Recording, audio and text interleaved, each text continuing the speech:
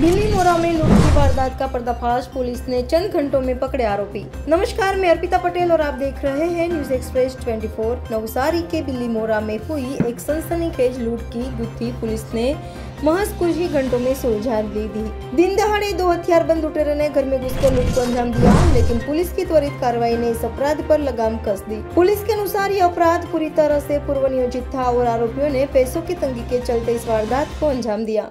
आखिर कैसे पुलिस तक पहुंची आरोपियों की पहचान और इस मामले में कानूनी विशेषज्ञ क्या कह रहे हैं, आइए जानते हैं इस पूरी घटना की विस्तृत रिपोर्ट। बिल्ली मोरा के सहयोग समिति क्षेत्र में एक घर में दो नकाबपोश लुटेरे घुसे और घर में मौजूद महिला को चाकू की नोक पर डराकर नकदी व गहने लूटकर फरार हो गए। यह पूरी वारदात बिल्ली मोरा पुलिस स्टेशन से महज 500 मीटर की दूरी पर हुई, जिससे पूरे इलाका में दहशत फैल गई। सीसीटीवी कैमरों में ढोला क्षेत्र से दो संदिग्ध युवकों के भागने की तस्वीरें साफ दिखी गई, जिसके आधार पर पुलिस ने जांच शुरू की और रत्नाकर सोसाइटी के प्रिंस टंडेल और मिहिर उर्फ मित टंडेल को गिरफ्तार कर लिया। पूछताछ में दोनों ने अपना जुर्म कबूल कर लिया। आइए जानते हैं कैसे पुलिस ने पकड़े आरोपी।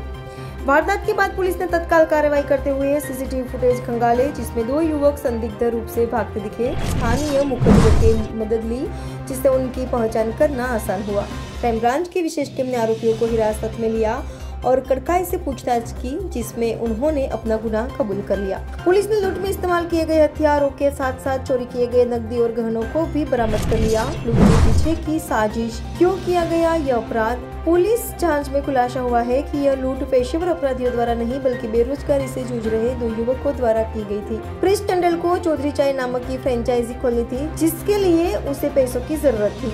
मिहिर उर्फ मित टंडेल को दुबई जाने के लिए धन चाहिए था। क्योंकि प्रिंस पीड़िता के घर के पास ही रहता था, इसलिए उसने घर की गतिविधियों पर नजर रखी और मौका देखकर लूट की योजना बनाई। कानूनी विशेषज्ञों की राय, लूट के इस मामले में क्या कहता है कानून। इस वारदात को देखते हुए कानूनी विशेषज्ञों का कहना है कि यह मामला भारतीय दंड संहिता IPC की कई धाराओं के तहत गंभीर अपराध की श्रेणी में आता है। लूट और डकैती की संबंधित धाराएं।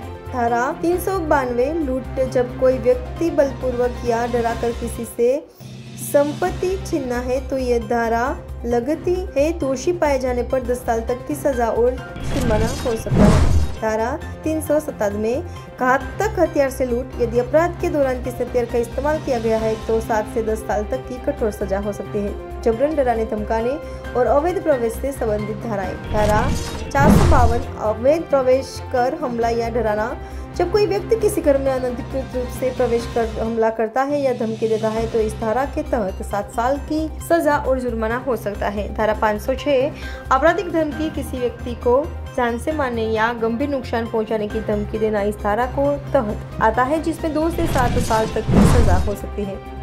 साजिश रचने और अपराध की योजना बनाने से संबंधित धाराएं। धारा 120B आपराधिक षड्यंत्र, यदि 2 या अधिक व्यक्ति मिलकर किसी अपराध की साजिश रचते हैं तो उन पर यह धारा लगती है या दोनों आरोपियों को जमानत मिल सकती है। कानूनी विशेषज्ञों के अनुसार धारा 392, 397 और 452 जैसी गंभीर धाराओं के कारण आरोपियों को आसानी से जमानत नहीं मिलेगी। चूंकि अपराध पूरा नियोजित था और घातक हथियार का इस्तेमाल किया गया था, इसलिए कोर्ट से तुरंत जमानत मिलने की संभावना बेहद कम है। पुलिस अभी यह जांच कर रही है कि क्या इन आरोपियों का पहला अपराध था या यह कोई संगठित गिरोह है।